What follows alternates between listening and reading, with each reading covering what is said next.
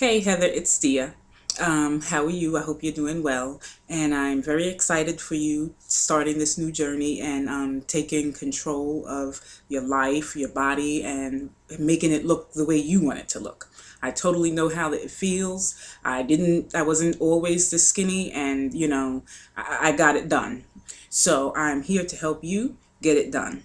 So the first thing that I want to discuss is proper execution of the exercises. So that's the whole purpose of this video, and we need to make sure that you're executing the movements properly so that you can be toning your muscles and strengthening your muscles and losing the weight that you want to see gone in the time that you would like to see it, or in a reasonable time. Okay, and please excuse the background and excuse the cats because they like to harass me when I'm doing something. So anyway, the first thing I want to explain is the no rest between the sets. Okay, so let's just say, for example's sake, because I don't remember the number of sets and reps that I allotted to each exercise, but you do have the Excel spreadsheet, so you'll know. You'll have that to refer to. So let's just say, for example's sake, that I asked you to do 3 sets of, let's say, 10 reps of bicep curls.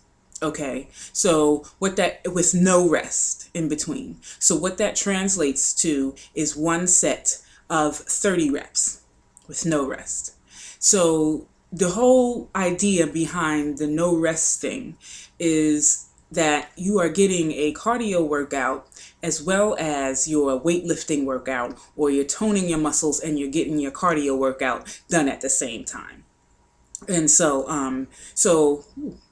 you can, do 2 in 1, you know what I mean? And you don't have to go and get on that treadmill and run that whole 45 minutes and kill yourself after you just, killed yourself lifting weights. It makes going to the gym a lot easier, and you will see that weight come off because your heart rate will get up when you're doing that weightlifting exercise. So that's the whole idea behind circuit training. So when you see the no rest, you know that means you need to say 3 times 15, or 2 times 12, that's 24. You just do 1 set of 24 reps. The other part of circuit training is this. For your first day, I've given you, I think, 5 exercises. 1, 2, 3, 5 exercises. So I started you out with the goblet squat. And I'm not sure if you are resting on the second set or not, but that's not the point, and you'll be able to refer to that once you finish the video. You'll know what I'm talking about. So okay, so I've given you 5 exercises. The first one is called the goblet squat. The second one is the push-up. The third one is the hip raise. The fourth one is the plank, and the fifth one is the bicep curls. So let's just say, for example's sake, again, let's say I told you to do 3 sets of 15 for the goblet squat. And at the end of the second rep, then you rest for a minute, and then you complete the rest of the next 15 reps. Okay, so that translates to 1 set of 30 reps, you rest, and then you do your next 15.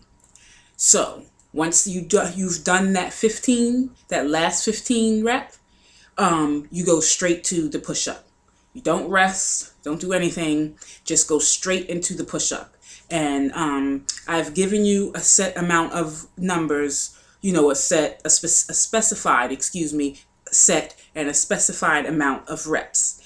Okay, your goal, if you cannot do the push-up the way that it's prescribed to you, please understand that, number 1, if you need to take rest and you have been instructed not to, take the rest, okay? And then you pick yourself up back from there, because what's going to happen is that your muscles are going to adapt, and the next week or that second day, you may be able to do, let's say, 10 push-ups or 5 push-ups, when the day before you were only able to do 4 or 3 or something like that. So if I tell you not to rest and you feel as though you need rest, then you rest. Okay? But I want you to go right, knock those exercises out one after another. It doesn't matter whether I've told you to rest in any of those exercises. You take that rest, you finish your last set, and then you go straight to the next exercise. So you'll see what I'm talking about how the heart rate gets up. And after that, all you would need to do is get on the treadmill and do the intervals. And please do the intervals. Do them the way I prescribed. Don't tell me that I run and walk sometimes, because that's not going to work. I want you to do run as fast as you can for 30 seconds. Don't kill yourself. If you can only run, at that speed and that's your fastest speed, fine. You do that for 30 seconds and then you walk for 90. After the 90 seconds is up, you go back and you do that. And I want you to do that 5 times. And I wrote that down on the Excel spreadsheet as well. Okay, so some of the exercises repeat, and that's fine. Okay, but I'm going to show you what does not. I'm going to show you everything, but if I skip an exercise for one of the days, it's because I showed you already. Okay, so day 1, I'm going to start you out with the goblet squat, the push-up, the hip raise, the plank, and bicep curls. And I will explain how to do this. If you're not strong enough to do it the regular way, I will show you a modified version as well. And if you still find that you may need a modified version of something that I have not shown you, please call me or send me a Facebook message and let me know, and I will tell you how to modify it. Okay, so day 1, the first exercise is the goblet squat. Now, they call it the goblet squat because what you're going to be doing is holding your hands like this. In the gym, you can use a weight and like a dumbbell for, and hold it. You would hold your arms like this. So you can kind of get something around your house that has a little bit of weight to it that you can secure between your elbows and keep your hands out like this. If you do have dumbbells, then you can use a dumbbell, and the weight that you use would be up to you, depending on your level of strength. And don't try to overdo it or kill yourself, because you want to make sure that you're just beginning, or not just beginning, but these exercises you are. And you just want to make sure that you can execute them and do all of them and execute them properly. And then you will feel your muscles to increase in strength.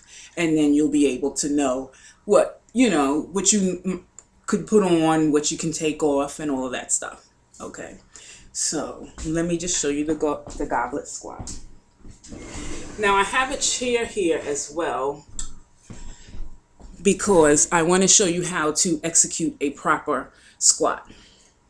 So without the fake goblet, I'm going to show you this. You're going to hear my voice, but you just see my butt. It's okay. So what you want to do when you're doing a squat, it's sort of like you're taking a seat, and or you're pushing your hips back. So this is how it's going to look. Okay. But you're not going to take that seat. You're not going to sit all the way down.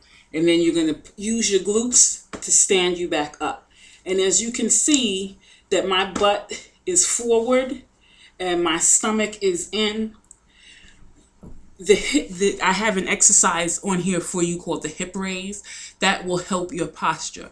But make sure that you use your glutes and your quads to push you up, but start the movement from your glutes, because then you will get into the proper standing posture. And then you just come back again.